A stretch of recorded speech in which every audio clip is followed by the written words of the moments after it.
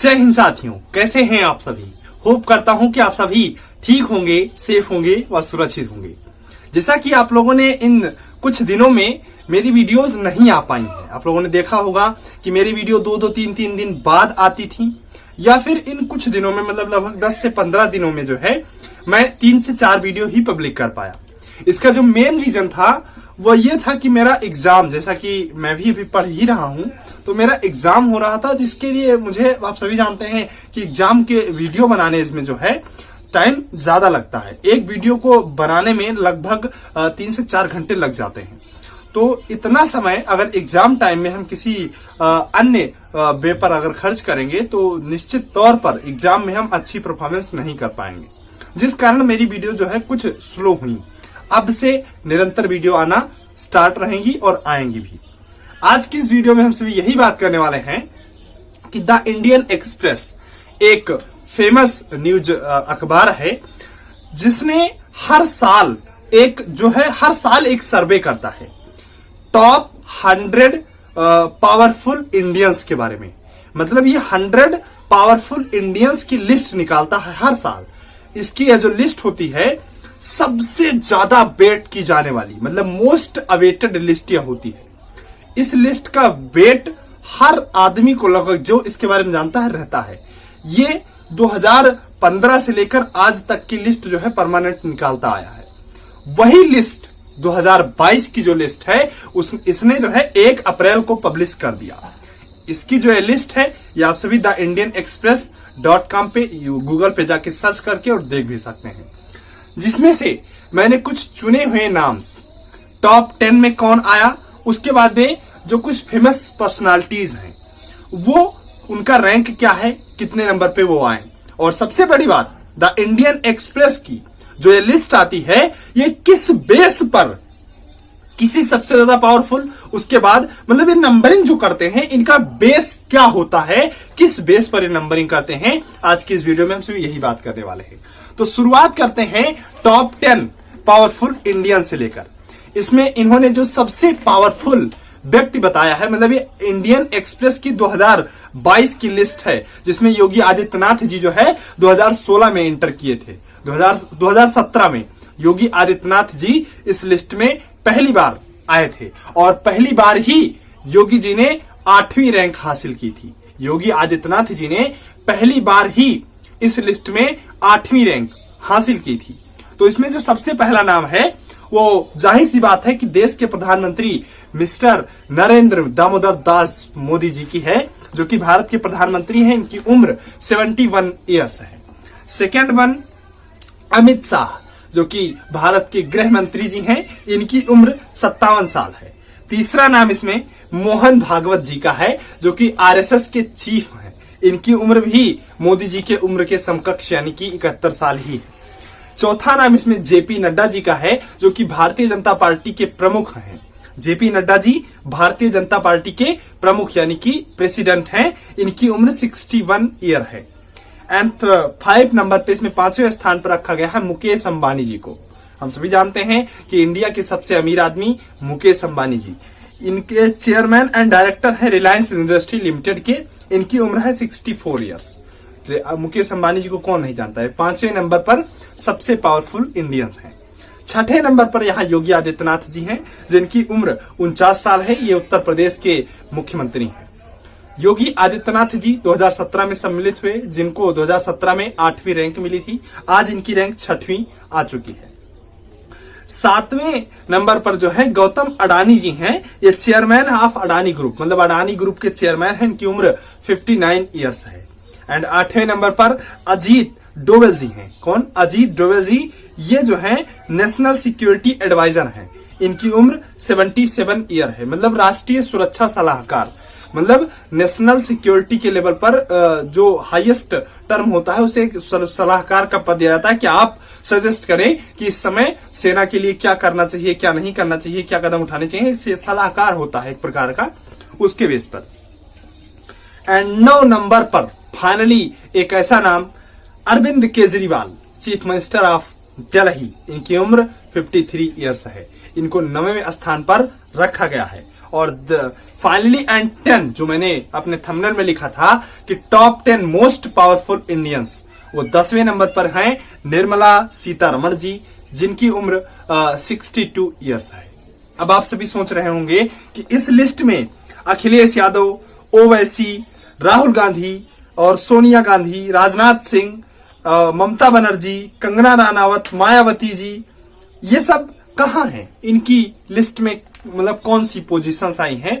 तो अब इन सभी की बारी है कि एक बार मैं इन सभी के बारे में बता दूं कि इनकी कौन कौन सी रैंक जो है आई है या लिस्ट में किस नंबर पर हैं। उसके बाद में आगे जो होगा देखा जाएगा, आगे जो बातें होंगी किया जाएगा। सबसे पहले बात करते हैं ममता बनर्जी जी की, जो कि 11 नंबर पर हैं। पश्चिम बंगाल की मुख्यमंत्री ये हैं, हम सभी जानते हैं। देखिए ध्यान से, 3 मुख्यमंत्री इसमें ऐसे आए, योगी आदित्यनाथ, अरविंद केजरीवाल एंड ममता बनर्जी। ये 3 मुख्यमंत्री ऐसे हैं जिसमें एक तो भारतीय जनता पार्टी का ही मुख्यमंत्री है और बाकी जो 2 मुख्यमंत्री हैं ये अलग अलग पार्टीज के हैं। वो टीएमसी की हैं, वहीं आप क्या हैं, अरविंद केजरीवाल जी आम आदमी पार्टी के हैं। ये 2 मुख्यमंत्री अलग पार्टी से हैं जो कि टॉप 11 में अपनी जगह बनाए हुए हैं। इस बात को नोटिस कीजिएगा। अगली बात, 12 नंबर पर हैं एनवी रमना जी, जो कि चीफ जस्टिस ऑफ इंडिया हैं, मतलब मुख्य न्यायाधीश, सुप्रीम कोर्ट के मुख्य न्यायाधीश। 13 नंबर पर फाइनली आए हैं राजनाथ सिंह जी, जो कि रक्षा मंत्री हैं भारत के। और उसके बाद में बहुत इसमें बताने वाला नहीं, मतलब टॉप 100 का नाम तो मैं नहीं गिनवाऊंगा। आप चाहेंगे तो इंडियन एक्सप्रेस की वेबसाइट पर आप जाके वहां पर 100 लोगों के नाम देख सकते हैं। मैंने कुछ स्पेशल चूज किए हैं। उसके बाद में शरद पवार जी, ये 17 नंबर पर हैं, president of nationalist Congress party. ये शरद पवार जी हैं, ये 17 नंबर पर इनकी मतलब आए हैं। 21 नंबर पर आए हैं शक्तिकांत दास जी, जो कि आरबीआई के गवर्नर जनरल हैं। आरबीआई के गवर्नर हैं शक्तिकांत दास जी, ये 21 नंबर पर आए हैं। 27 नंबर पर सोनिया गांधी को रखा गया है, ये कांग्रेस की प्रेसिडेंट हैं। और उसके बाद में 47 नंबर पर जय शाह को रखा गया है, ये बीसीसीआई के सेक्रेटरी हैं। ऐसा नहीं है, यहां पर ये नाम मैं इसलिए बता रहा हूं कि इसमें ऐसा नहीं है कि सिर्फ पॉलिटिकल पर्संस को ही टॉप 100 पावरफुल इंडियंस की लिस्ट में रखा गया है।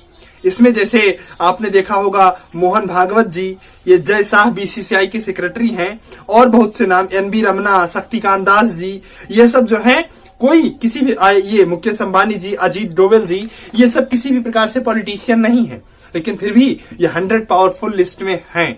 ऐसे ही अभी इसके बारे में एनालिसिस किया जाएगा, लेकिन सबसे पहले मैं जिन लोगों का नाम लिख के लेकर आया हूं आप लोगों को पहले बता दूं। 48 नंबर यानी कि 48 नंबर पर है नीता अंबानी जी, मुकेश अंबानी जी की वाइफ। 50 नंबर पर finally Neeraj Chopra, gold medalist, जो भाला फेंक तो मतलब जो होता है नहीं है, जेवलिन थ्रो, उसमें इन्होंने गोल्ड मेडल हासिल किया है, नीरज चोपड़ा जी। 51 नंबर पर आते हैं हमारे राहुल गांधी जी, हम सभी जानते हैं राहुल गांधी जी कौन नहीं परिचित है। 55 नंबर पर आते हैं तेजस्वी यादव जी, अपोजिशन, बिहार में अपोजिशन के लीडर हैं, मतलब बिहार में जो इसमें सत्तारूढ़ पार्टी है उसमें सबसे बड़े अपोजिशन के लीडर हैं तेजस्वी यादव जी। 56 नंबर पर आते हैं अखिलेश यादव जी। अखिलेश यादव जी उत्तर प्रदेश के अपोजिशन के लीडर हैं, और अगर कहा जाए ये प्रेसिडेंट भी हैं समाजवादी पार्टी के अध्यक्ष। 62 यानी कि 62 नंबर पर आते हैं असदुद्दीन ओवैसी। ओवैसी इंडिया में, सॉरी, उत्तर प्रदेश में चुनाव लड़े हैं, ओवैसी को कौन नहीं जानता है। 69 नंबर पर आते हैं रोहित शर्मा जी, इंडियन टीम के कैप्टन। 69 इनकी लिस्ट में 69वां नंबर इनका है। 70 नंबर पर आते हैं आनंद महिंद्रा जी, आनंद महिंद्रा जी 70 नंबर पर। 80 नंबर पर आते हैं विराट कोहली जी, विराट कोहली वाइस कैप्टन या former captain of India. 82 number पर आते हैं शाहरुख खान, शाहरुख खान से हम सभी परिचित हैं, एक्टर एंड डायरेक्टर और प्रोड्यूसर भी। 94 नंबर पर आती है कंगना रनावत, कंगना रनावत के नाम से हम इस पे भी परिचित हैं। 95 नंबर पर आती हैं मायावती जी, जो कि बसपा की राष्ट्रीय अध्यक्ष हैं, बसपा बहुजन समाज पार्टी, उत्तर प्रदेश में ये मुख्यमंत्री भी रह चुके हैं। 96 यानी कि 96 नंबर पर आते हैं अक्षय कुमार जी, एंड 97 नंबर पर फाइनली आती हैं आलिया भट्ट जी। ये कुछ स्पेशल नाम मैंने चूज किए थे, उसमें टॉप 10 मैंने चूज किया था कि कौन कौन किस नंबर पे रहा है। अब सबसे इंपॉर्टेंट बात कि आखिर इनका जो इंडियन एक्सप्रेस ये रिसर्च करती है, हर साल ये लिस्ट निकालती है, किस बेसिक पर होती है ये लिस्ट? क्या इस लिस्ट में पैसा देखा जाता है? तो अगर इस लिस्ट में पैसा देखा जाता होता तो शायद मुकेश अंबानी जी, रतन टाटा जी, ये सब भी इस लिस्ट में शामिल होते। रतन टाटा जी, मुकेश अंबानी जी को पहला स्थान शायद मिला होता।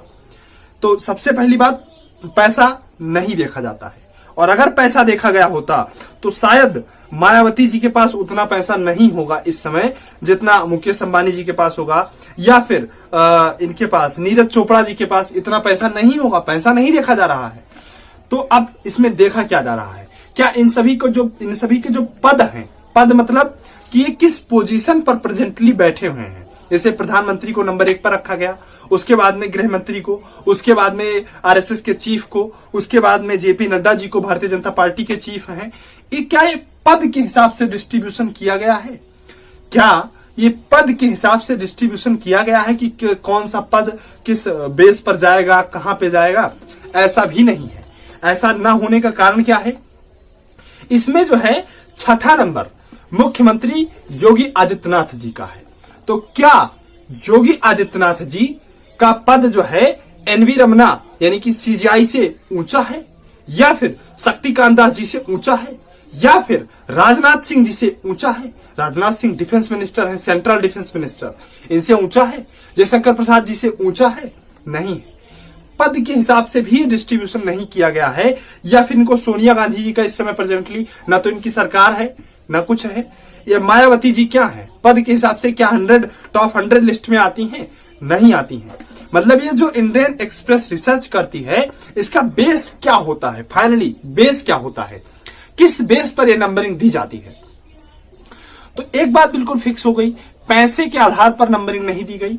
दूसरा, पद के आधार पर भी नंबरिंग नहीं दी गई मेरे हिसाब से। हालांकि इसका कोई एग्जैक्ट प्रमाण कहीं अवेलेबल नहीं है कि किस बेस पर यह नंबरिंग की गई है। एग्जैक्ट कहीं कोई, मतलब द इंडियन एक्सप्रेस ने भी इस बात को क्लियरली मेंशन नहीं किया है कि हम नंबरिंग किस बेस पर या किस बेस पर ये कैटेगरी हम डिवाइड करते हैं। मेरे हिसाब से किस व्यक्ति के पास कितने लोग हैं, लोगों का समर्थन कितना है, किसकी बातों का प्रभाव कितना ज्यादा है, इस बेस पर यह नंबरिंग की गई है।